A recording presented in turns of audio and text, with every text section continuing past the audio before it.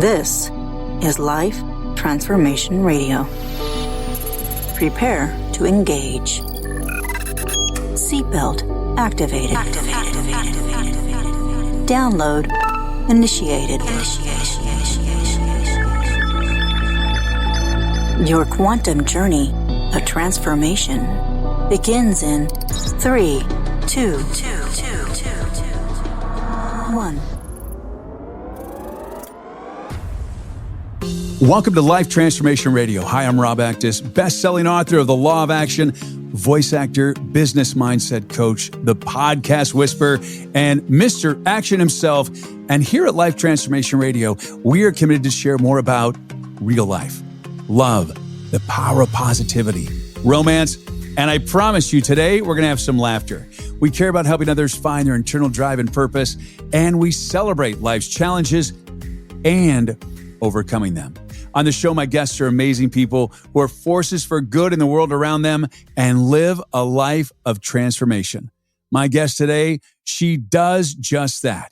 In this episode, Naomi Mamiye and I discuss how when an opportunity isn't a right fit for you, that there's something better coming your way. So if you want to prove naysayers wrong, understand that no one can take away what is meant for you and learn to embrace your personal journey. This is the show for you. Naomi, welcome to Life Transformation Radio.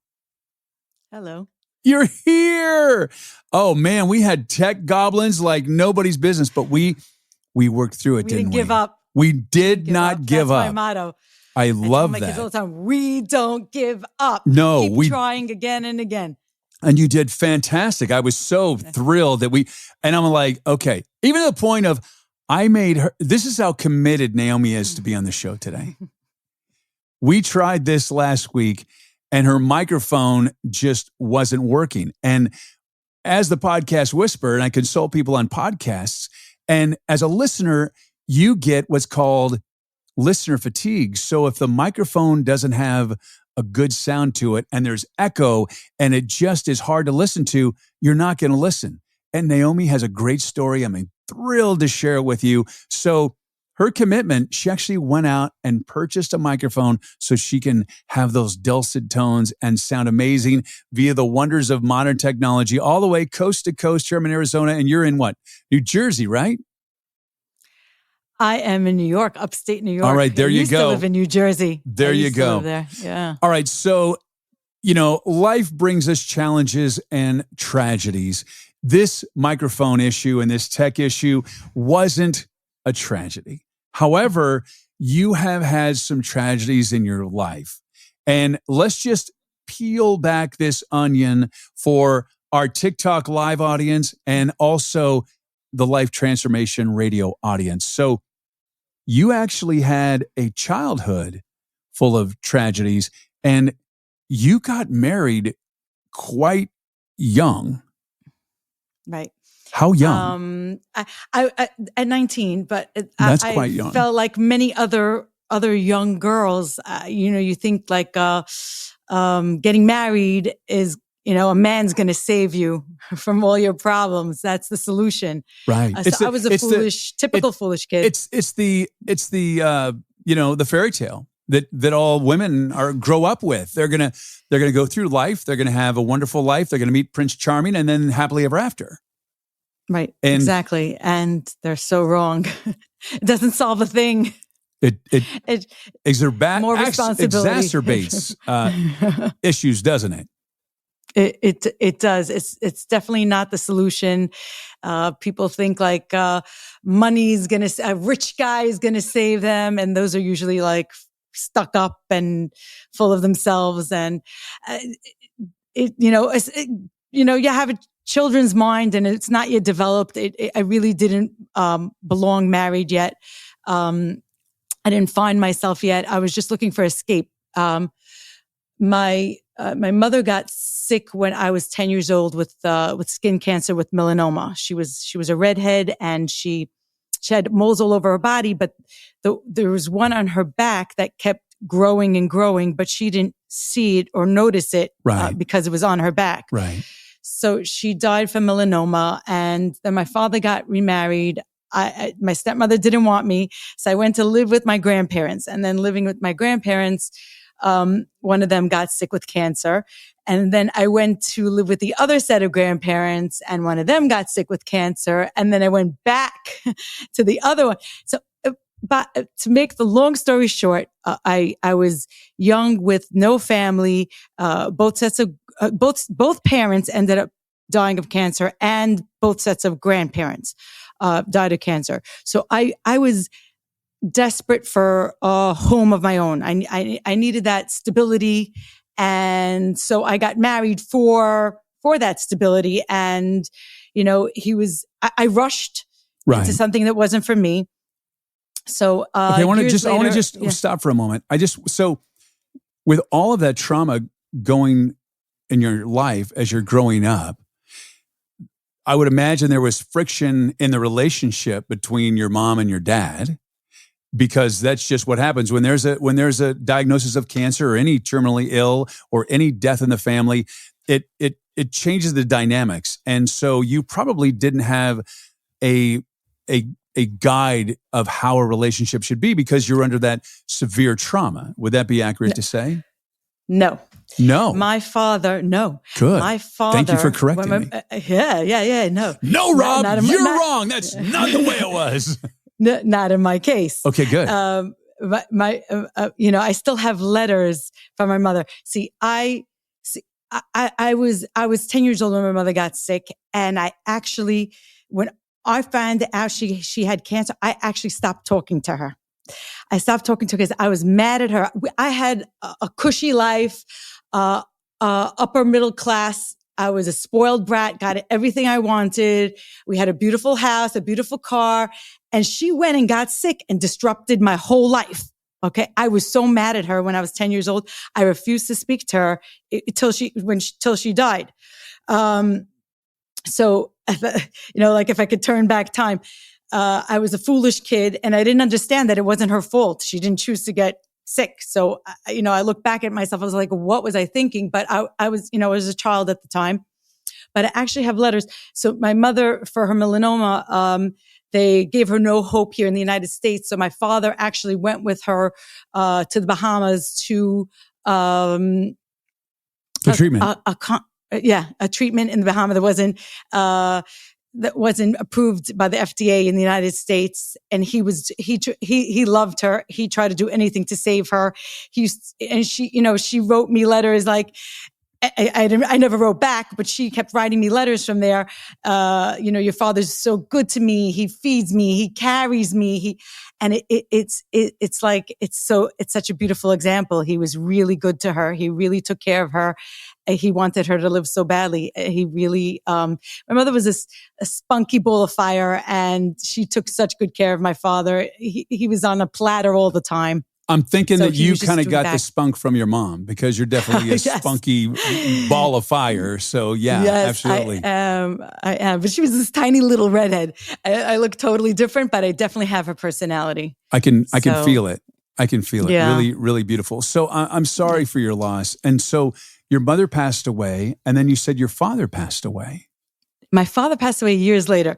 My first, my father got remarried, and my stepmother didn't want me. So that's why I was displaced. I'm trying to follow along. There's a lot going on here. Kicked out to my grandparents. She didn't want me. I was sent to my grandparents, and then one of them got sick. And then I was switched to the other set of grandparents, and then one of them got sick. It was not, if they don't have like a close relative that went through cancer, they don't know. It's like grueling disease. It is so slow. It eats away at you. It is like, it's one thing to die in a motorcycle crash or something. Cancer is just like, it's gut wrenching. It's really, it's not instant, and it's prolonged agony for both the patient and the family. And so I went through this actually 6 times. You're going to make me cry. I just got off the phone with one of my longest, dearest friends, and he just confided in me that he has cancer and he's going through chemo. And, Yeah, it's hard. It's heart-wrenching. And, it's interesting how people don't want to put a burden on their family and friends and tell them. And, I'm so glad that, we had that conversation. It's still a little raw. He doesn't want me to feel sorry for him. And I don't. We were laughing and I was being crazy Rob. But, it's a lot. Yeah. It's a lot. It is. And like I said, just right before this, I just got off the phone with him. So having this conversation is a little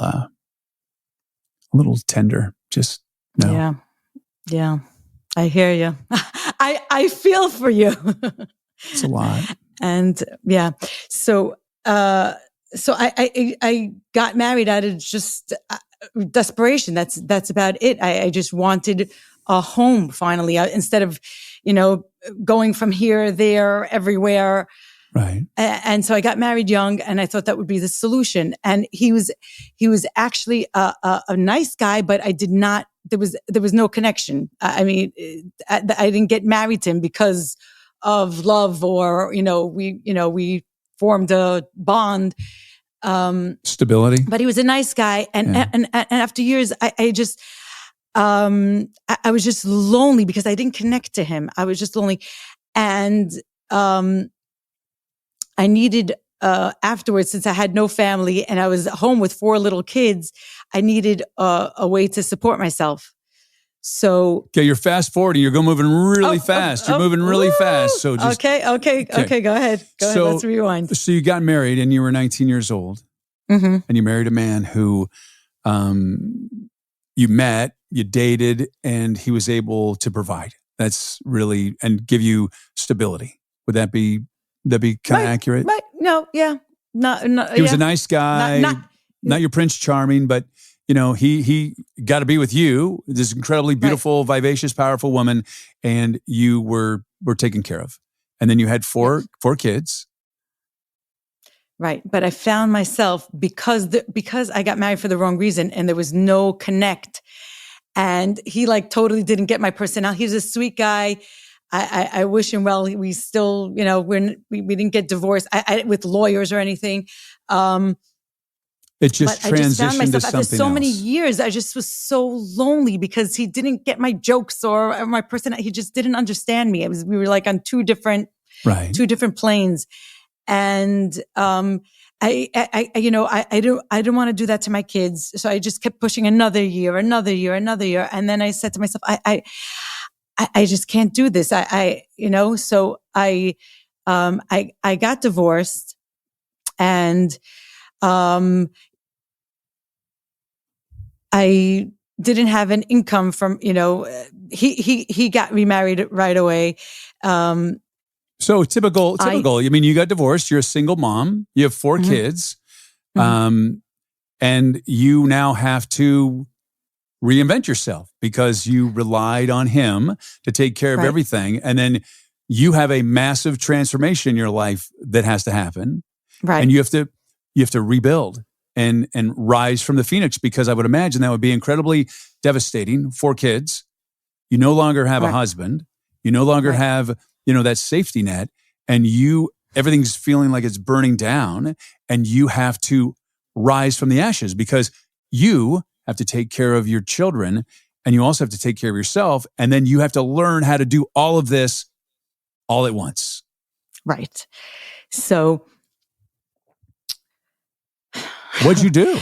So I was always a very creative person, and everybody that used to come over to my house, they used to take pictures, and you're so creative. You should do this professionally. You should design.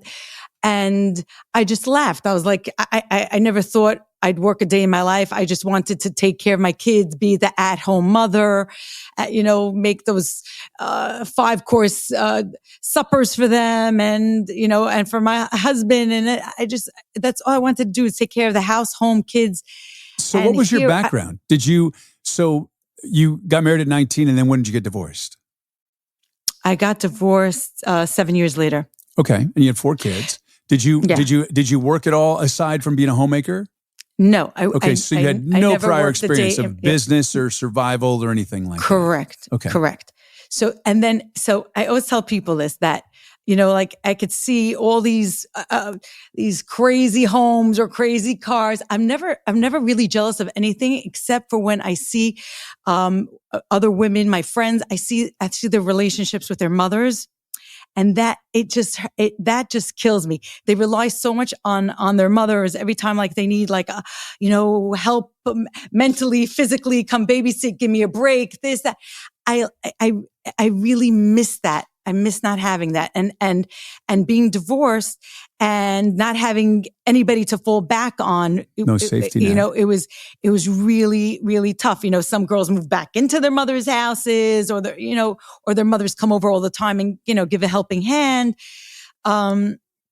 So that's what I really miss in life. And I really am jealous, of other, I think maybe envious a little bit. I don't think jealous would be the right jealous. word. Oh, you know what? That's the right word. You are right. That's the correct word for it. I think envy would be a little bit more than that. And I think that, it's that's what makes, the village philosophy, that everybody takes care of everybody and you don't have that safety net. I understand that.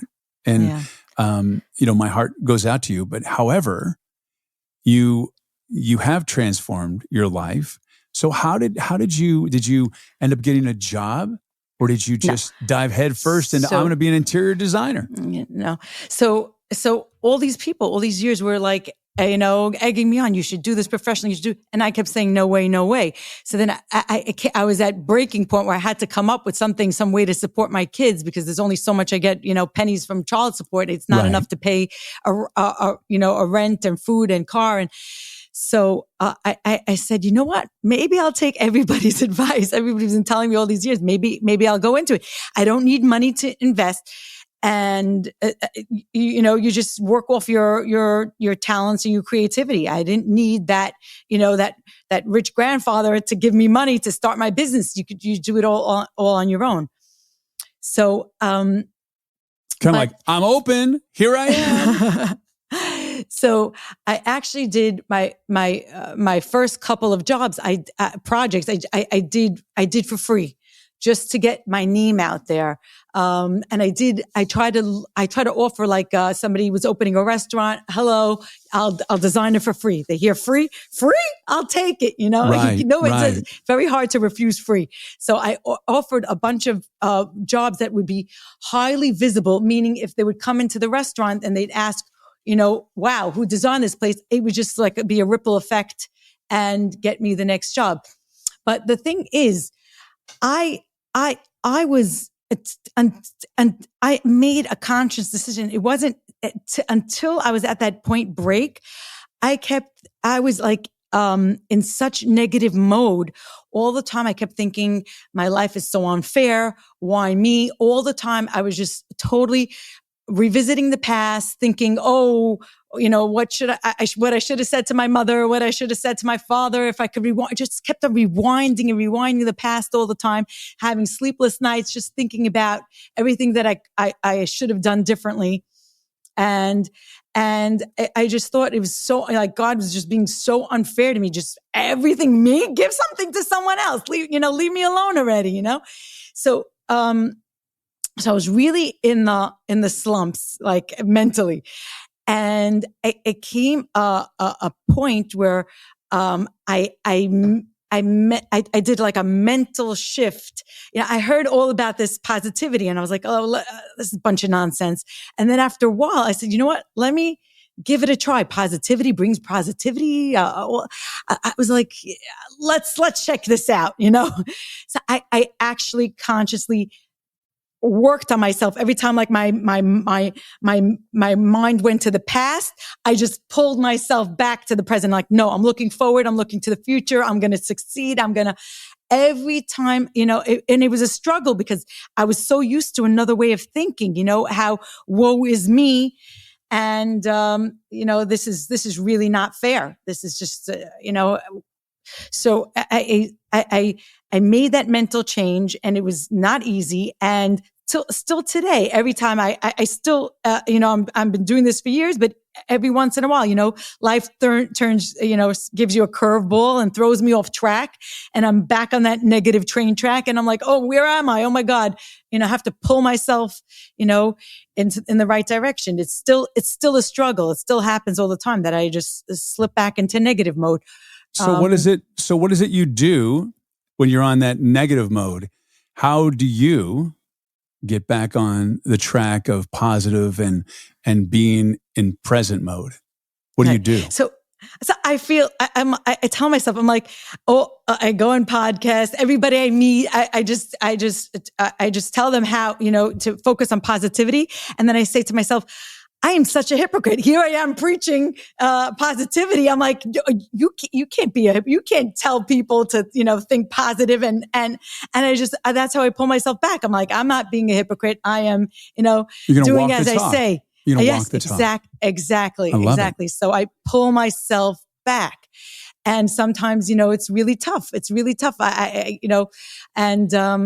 But I force myself mentally to do that, because otherwise, life is full of nonstop, tragedies, bad news, letdowns, curveballs, unexpected things happening nonstop. So I actually, to actually keep myself back on track, if you open up my spice cabinet, it says dream big, and another one, it says dream bigger.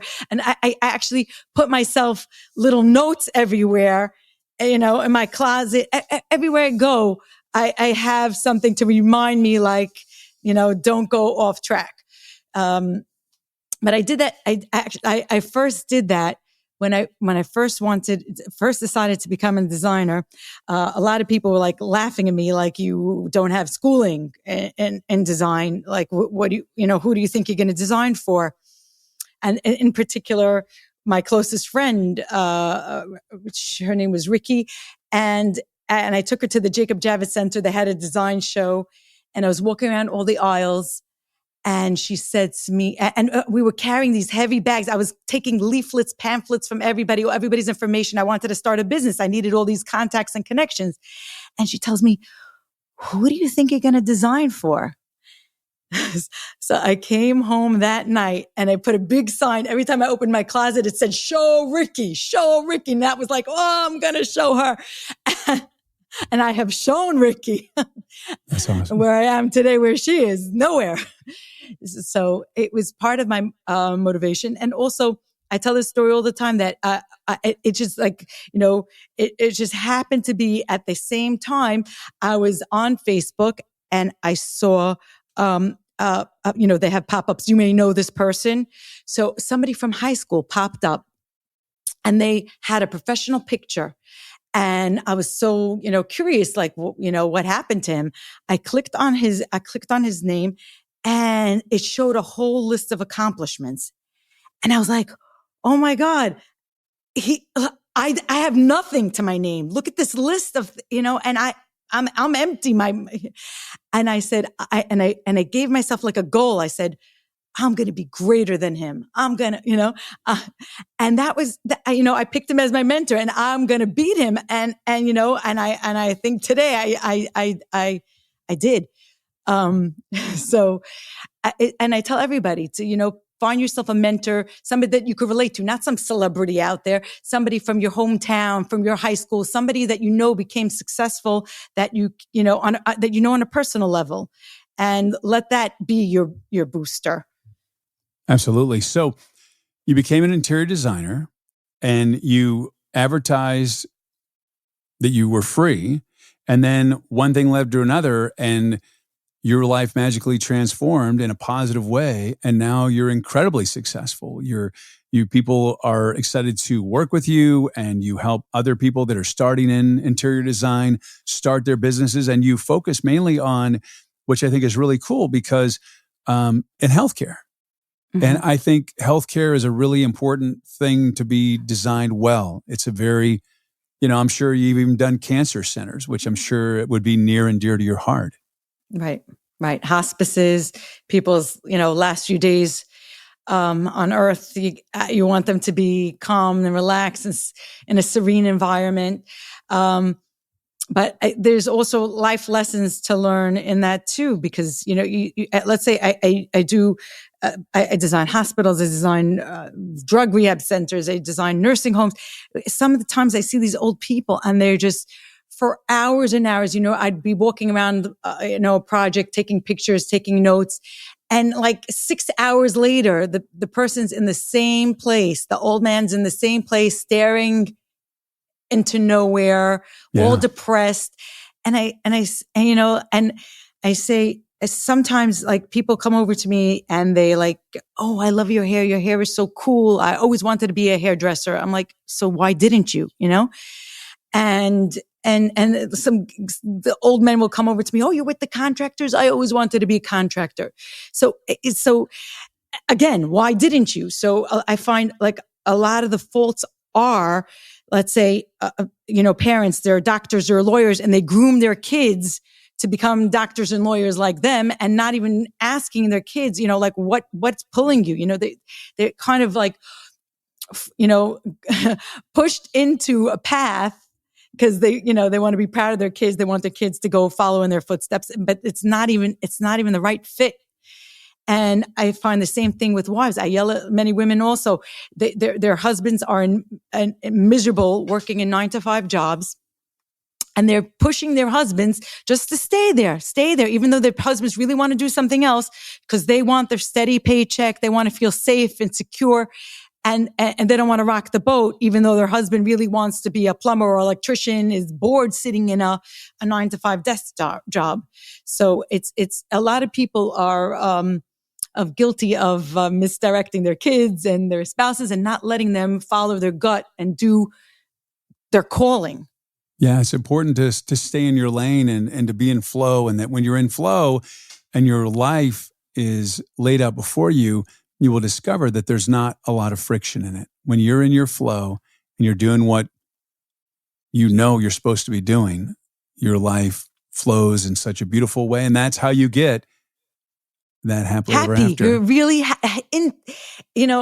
like happiness from the inside. You're following your dreams. So you're not making as much money as, your neighbor, but you're following your calling and you love working every day. Most people are like miserable and hate getting out of bed every morning, where I like jump out of bed. I'm so excited to start my day. What can I accomplish? But very few people are like that. That's wonderful. Naomi, thank you so much for being here today and sharing your story of transformation. And you're truly inspirational. So glad to have crossed your path and so glad that we finally got to connect. Thank you so much for being here today. I'm happy I'm here. Awesome. I wanted Go ahead. I wanted to tell you one more thing. My focus now has become giving back. So I have a lot of young girls that call me all the time that they're thinking of becoming designers. Actually, someone even called me last night. Can they come over? They wanted to discuss. They can't decide if they should leave their job. They always wanted to do this. So I tell them to come over and I give them like my best tips and all my contacts, and I help set them up so they could do this on their own. So the number one message I always want to get out is you don't lose anything by giving back to others, by helping others in your own field. You said before at the start, what project meant for you, nobody could take away, because people are like, she could be your competition. Why would you give her all your contacts? Why would you help her out with a business? What's meant for me is meant for me. So I'm happy to help and give a hand to someone else in the business. And you mentioned also in the beginning, when something doesn't work out, it's the same thing. If the project isn't meant for me, when I first started and when I was still on like this like half negative mode, I used to cry when I didn't get a project. And now I'm like, okay, maybe this other person needs the money more. Maybe I was just saved from a horrible, nasty contractor. You have to, bottom line, the word is believe. You have to believe. You didn't get the project. There is a reason behind it. and you have to believe also that if you do goodness and you help other people, it will come back to you. You're not going to, lose a thing. I love it. And if you believe that you want to get into interior design and you want to know more, you can reach Naomi at naomimamiyedesign.com. And she's super cool. And I wish you all the best. But thank you for being here today. Thank you. Thank you. And thank you so much for your support and taking time out of your busy and precious day to listen to Life Transformation Radio. So appreciate it. Thank you for allowing me, along with my very special guests, to touch your heart, move your soul, and inspire you to live a life of transformation. I'm Rob Actis. Until next time. This is Life Transformation Radio. Download complete.